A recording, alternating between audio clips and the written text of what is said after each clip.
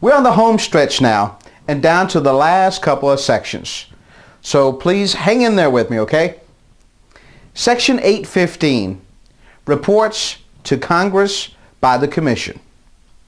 In a nutshell, the Commission makes a report to Congress once a year concerning the administration of its functions under the FDCPA. The report includes recommendations that the Commission deems necessary or appropriate.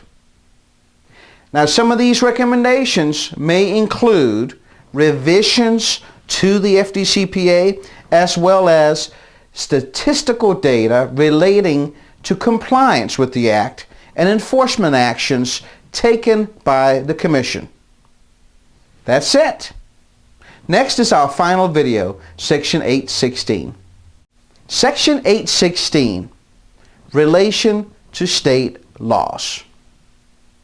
The FDCPA is federal law. It's important to note that in most states there are additional laws relating to the business of collecting consumer debts, and some of them are more strict than the FDCPA. Section 816 of the FDCPA addresses this potential dilemma. All debt collectors must comply with the FDCPA, whether doing business in a state with no laws concerning debt collections or in a state whose laws mirror the FDCPA.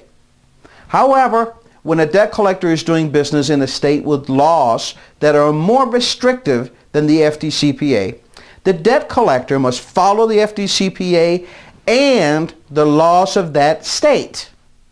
Basically, the state laws are providing additional protections for the consumer in those cases, and you need to be aware of that. For example, in my home state of Oregon, there's a very specific state law restricting contact at the consumer's place of employment.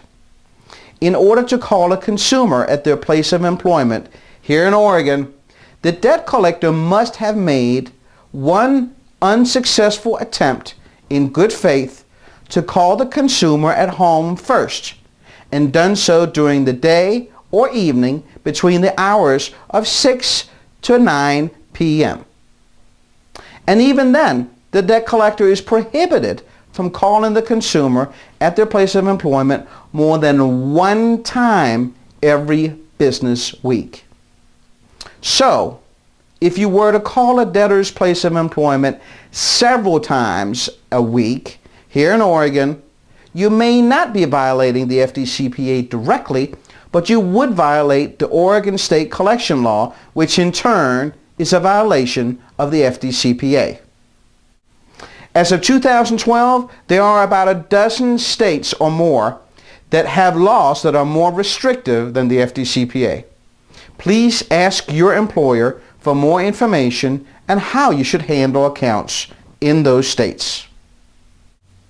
As the laws in each state are constantly changing, it's imperative that you stay on top of news and updates and adjust your efforts to ensure that your efforts remain compliant. This is the last video in your training. You should now be ready to take your final examination and earn your FDCPA certification. Congratulations on completing the videos. I hope you enjoyed them as much as I did creating them for you. Do not forget that you can go back and view the videos as much as you want to before taking your final test.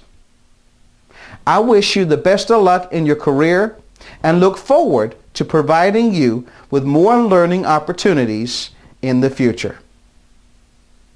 My name is Brian Paxton, and it has been my pleasure.